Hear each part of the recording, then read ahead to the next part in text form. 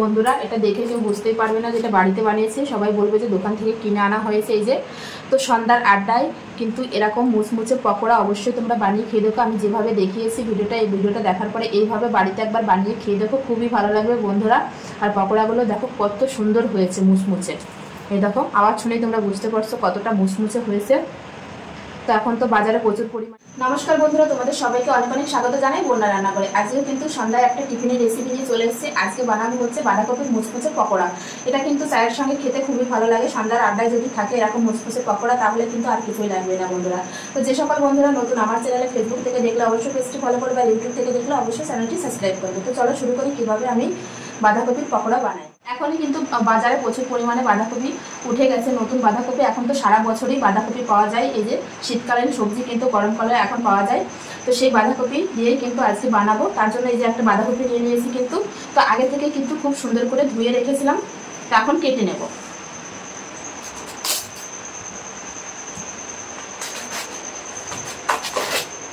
বাঁধাকপিটা কিন্তু খুব ভালো, দেখো। তো অর্ধেকটা বাঁধাকপি হলেই কিন্তু আজকের আমার পকোড়া হয়ে যাবে। তো অর্ধেকটা রেখে দেবো, বাকি রান্না করে খাওয়া হয়ে যাবে। এই যে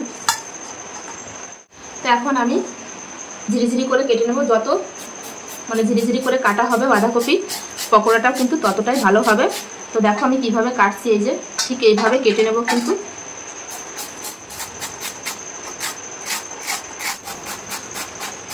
বাঁধাকপি কিন্তু খুব সুন্দর করে কেটে নিয়েছি। এই যে এখন আমি দিয়ে দেবো এর ভিতর লবণ। তো লবণ দিয়ে একটু কিন্তু মেখে রেখে দেবো। এর যে এক্সট্রা জল সেটা কিন্তু বেরিয়ে যাবে। এভাবে একটু মেখে নেব। লবণ দিয়ে কিন্তু সুন্দর করে মেখে নিয়েছি। এইভাবে রেখে দেবো 5 মিনিট।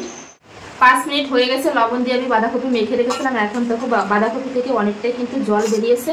তো এখন আমি এই যে এইভাবে চিপে চিপে জলটা বের করে শুধু বাঁধাকপি নিয়ে নেবো। তাহলে কিন্তু বাঁধাকপির পকোড়াগুলো খুব মুচমুচে হবে। দেখো কতটা জল বেরিয়েছে, কতটা জল বেরিয়েছে দেখো। তো এতটা জল যদি থাকতো মশলাগুলো দিলে কিন্তু একদম ভালো হতো না পকোড়াটা।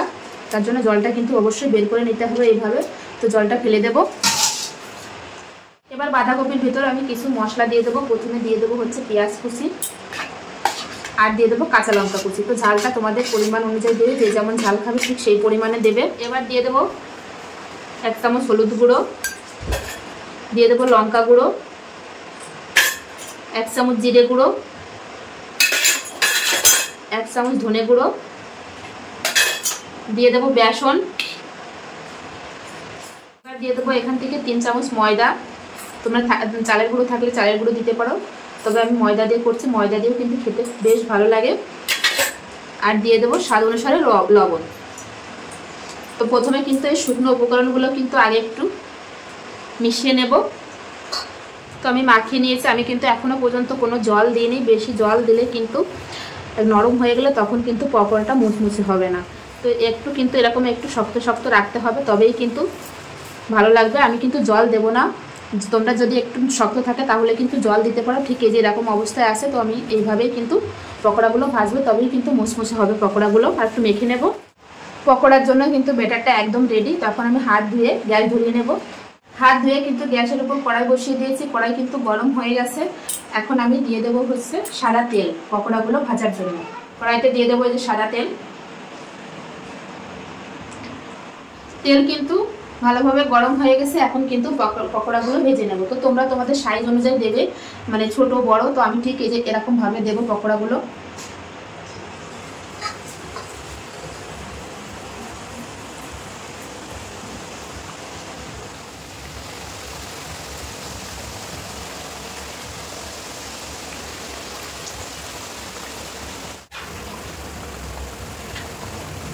পকোড়া ভাজার সময় কিন্তু গ্যাসের ফ্লেমটা কিন্তু মিডিয়ামে রাখবে, না হলে কিন্তু উপর থেকে পুড়ে যাবে, ভিতরে কিন্তু কাঁচা থেকে যাবে। তো আমি গ্যাসের ফ্লেমটা মিডিয়ামে রেখেছি। এখন কিন্তু উল্টে দেবো। উল্টে পাল্টে লাল লাল করে ভেজে নেব সব পকোড়াগুলো। পকোড়াগুলো দেখো উল্টে পাল্টে খুব সুন্দর করে ভেজে নিয়েছে। আর কত সুন্দর হয়েছে দেখো পকোড়াগুলো, দেখেই তো লোভ লেগে যাচ্ছে বন্ধুরা। তো এরকম পকোড়া যদি সন্ধ্যার সময় থাকে আর সঙ্গে যদি 1 কাপ চা থাকে তাহলে কিন্তু একদম আড্ডাটা জমে যাবে। পকোড়াগুলো কিন্তু ভাজা হয়ে গেছে। এখন আমি তেল ছেঁকে তুলে নেব। আর দেখো পকোড়াগুলো কত সুন্দর হয়েছে, একদম দোকানের মতন হয়েছে বন্ধুরা। তো তেল ছেঁকে এই যে একটা প্লেটে আমি তুলে নেব।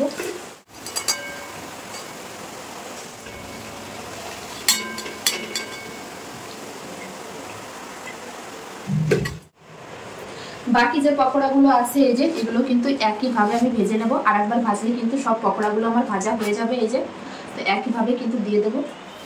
তো এই যে এবার সব পকোড়াগুলো কিন্তু দিয়ে দেবো, দিয়ে কিন্তু একইভাবে ভেজে নেব।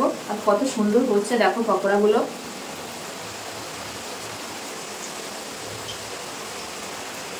এই পকোড়াগুলো কিন্তু এখন উল্টে দেবো, উল্টে পাল্টে কিন্তু খুব সুন্দর করে ভেজে নেব।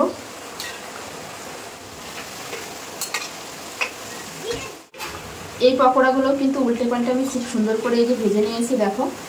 তো এখন এই যে তেল ছেঁকে তুলে নেব।